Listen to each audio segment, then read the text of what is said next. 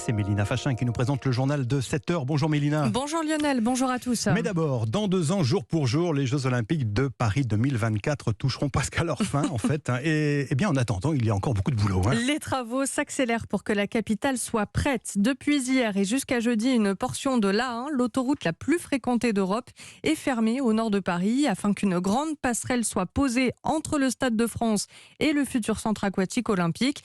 Mais les JO ne se passeront pas qu'à Paris, loin de là. Châteauroux, dans l'Indre, accueillera par exemple les compétitions de tir, des épreuves qui devaient initialement se dérouler en région parisienne.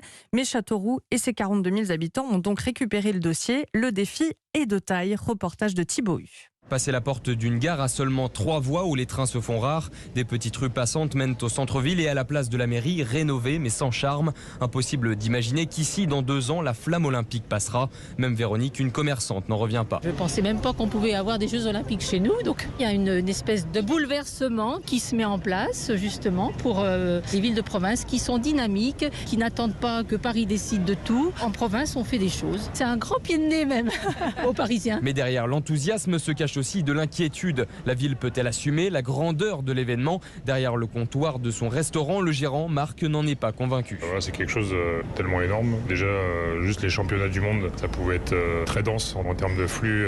On pouvait chercher des points de restauration. Ça risque d'être encore une autre level, quoi, donc, Et c'est surtout du côté de l'hôtellerie que ça pourrait coincer. Avec seulement 800 lits à Châteauroux, cela risque d'être très insuffisant, explique Philippe Labrosse, vice-président du syndicat UMI. On ne sait pas du tout ce que représente le public. 1000, 2000, 3000 personnes par jour ou 500, on ne sait pas. Bah oui, il y a des gens qui vont sûrement devoir aller dormir hors département. Et la mairie ne le nie pas, de gros efforts sont encore à faire. Un complexe de secours pour loger 400 personnes va être construit à 2 pas du centre de tir, mais seulement pour loger les délégations. À Châteauroux, Thibaut Hu, Europe 1. Sur le front des incendies, 2 feux sont toujours en cours ce matin. Le premier en Lozère et dans l'Aveyron. Il a déjà détruit 700 hectares de végétation depuis hier. Le second, dans le massif de la Chartreuse, plus de 300 pompiers sont mobilisés depuis vendredi. Plus de 140 habitants des environs ont été évacués préventivement. Et la vague de chaleur se poursuit quasiment partout en France. Valérie Darmon nous disait tout à l'heure que nous allions vivre la semaine la plus chaude de l'été. Avec ce matin 4 départements en vigilance orange canicule, le Gard, le Vaucluse, la Gironde et le Lot-et-Garonne. Et la sécheresse historique que nous traversons ne concerne pas que la France. Toute la semaine, dans notre matinale, nous vous proposons un petit tour du monde pour voir comment les autres pays gèrent cette situation. Ce matin, direction la Chine où les températures dépassent par endroits les 40 degrés.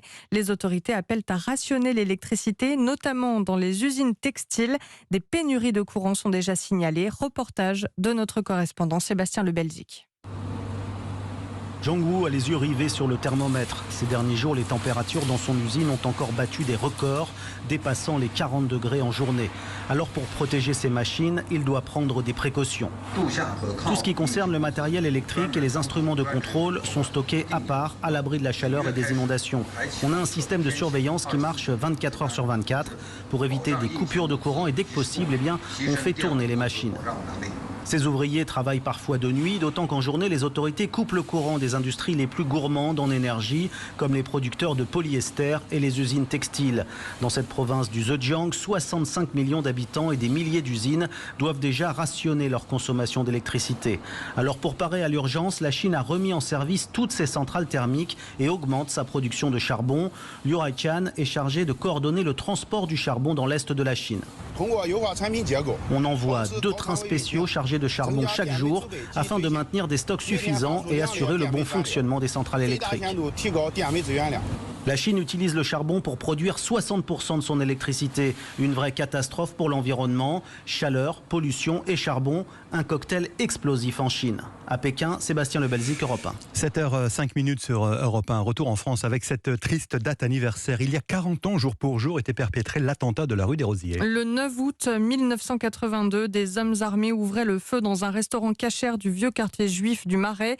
6 personnes étaient tuées, 22 blessées et 40 ans après, toujours aucun procès. 3 des 4 suspects n'ont jamais été extradés.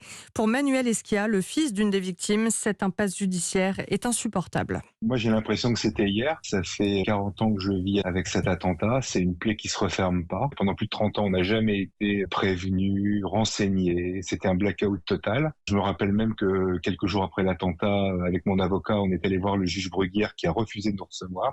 Et puis, bonne nouvelle, il y a presque 2 ans maintenant, il y en a un qui a été extradé de Norvège. C'est le seul espoir pour l'instant qu'on ait, c'est qu'il passe en jugement. Parce que moi, j'aimerais bien, avant de mourir, je viens d'avoir 63 ans, j'espère au moins en avoir un en face de moi, que je puisse le regarder dans le blanc des yeux. Au moins ça me rendra pas mon père, mais au moins j'aurai ça. Que ce soit positif ou négatif, faut qu'on y aille. Et puis les juges, faut qu'ils se prononcent. Ils vont pas chercher encore pendant des années. J'ai tellement eu d'espoir anéanti. Je prendrai ce qu'il y a à prendre. Si c'est bon, je serai heureux. Si c'est pas bon, je retournerai dans mon chagrin. C'est tout. On a été les grands oubliés dans l'histoire du terrorisme. Un propos recueilli par Alexandra Gégy. Je vous rappelle que tout à l'heure à 7h40, je recevrai Francis Spinner, l'un des avocats des familles de victimes. Au chapitre politique, la bataille de la droite se prépare. Qui remplacera Christian Jacob à la tête des Républicains? Le député de Seine-et-Marne part à la retraite et plusieurs candidats se bousculent pour lui succéder. Depuis le renoncement de Laurent Wauquiez, il y a surtout un duel qui émerge. Alexis de la Fontaine, Éric Ciotti face à Aurélien Pradié.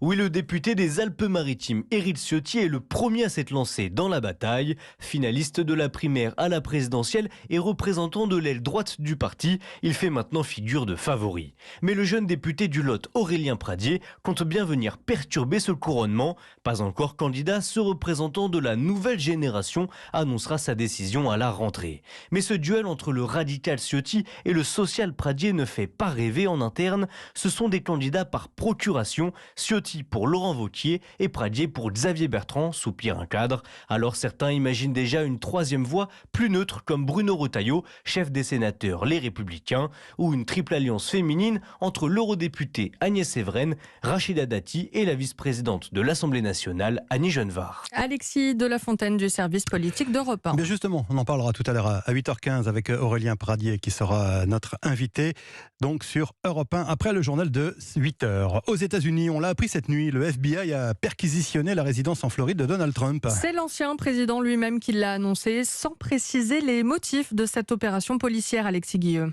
Oui, l'ancien président parle d'une résidence assiégée et occupée par les agents du FBI. Notre nation vit des jours sombres. Cette perquisition n'était ni nécessaire ni appropriée. C'est digne du pays du tiers-monde qu'est devenu l'Amérique. Ils ont même forcé mon coffre-fort, écrit Donald Trump, qui n'hésite pas à comparer ce moment avec le scandale du Watergate. Ce sont les démocrates qui s'introduisent chez moi. Ils ne veulent désespérément pas que je me présente en 2024. Plusieurs affaires judiciaires pèsent sur l'ancien président américain. D'après la presse, cette perquisition est sans doute liée aux archives de la Maison-Blanche. Une quinzaine de cartons, dont des documents classifiés que Donald Trump a emportés avec lui en Floride à son départ de Washington et qui ont depuis été rendus aux archives nationales. Et l'autre menace, c'est l'investigation sur le 6 janvier. Ces dernières semaines, la commission d'enquête parlementaire a présenté ses travaux à la télévision. L'étau se resserre autour de l'ancien président, mais seul le ministère de la Justice peut prendre la décision d'inculper Donald Trump dans ce dossier pour son rôle dans l'attaque du Capitole. Alexis Guilleux, notre correspondant aux États-Unis. On passe au sport et le football. Monaco joue ce soir sa survie pour les qualifications en Ligue des Champions. À 20h30, les Monégasques se déplacent au PSV à Eindhoven. Match retour des préliminaires pour se qualifier en barrage de la plus belle compétition européenne. À l'aller, l'ASM avait fait match nul, 1-1. Cette fois-ci, Colin Abgral, il va falloir livrer une prestation sans faute. Oui, et les Monégasques ne voudront surtout pas répéter les erreurs de l'an passé où ils s'étaient arrêtés à l'étape des barrages, étape qu'ils espèrent retrouver en remportant le match de ce soir. Prudent, l'entraîneur belge Philippe Clément préfère déjà dédramatiser une éventuelle élimination. Je pense toujours au scénario positif, mais si ce n'est pas le cas, ça ne change rien parce qu'il y a encore beaucoup de matchs dans le championnat, une Coupe d'Europe qui est aussi très intéressant, mais naturellement nous sommes très déterminés pour nous qualifier. C'est maintenant un match, un final. Tu peux être le meilleur pendant 90 minutes à avoir ma chance de ne pas qualifier. Certains éléments jouent en la faveur du club du Rocher. L'année passée, en Ligue Europa, les Monégasques étaient venus gagner sur la pelouse du PSV Eindhoven. Et si qualification il y a, ils rencontreront soit les Écossais des Glasgow Rangers, soit les Belges de l'Union Saint-Gilloise. Et pourquoi pas donner à la France un troisième représentant en Ligue des Champions aux côtés de Marseille et du Paris Saint-Germain. Voilà, Abgral du service des sports d'Europe 1. On va finir ce journal en musique, Mélina, avec un hommage, une musique que vous allez forcément reconnaître.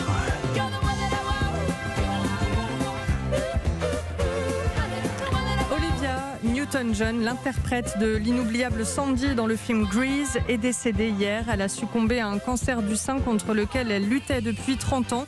Son partenaire dans le film, John Travolta, lui a rendu hommage sur les réseaux sociaux. « Tu as rendu nos vies meilleures, ton influence a été incroyable, je t'aime tant ». Olivia Newton-John avait 73 ans. C'était le journal de Mélina Fachin. Merci Mélina, à tout à l'heure.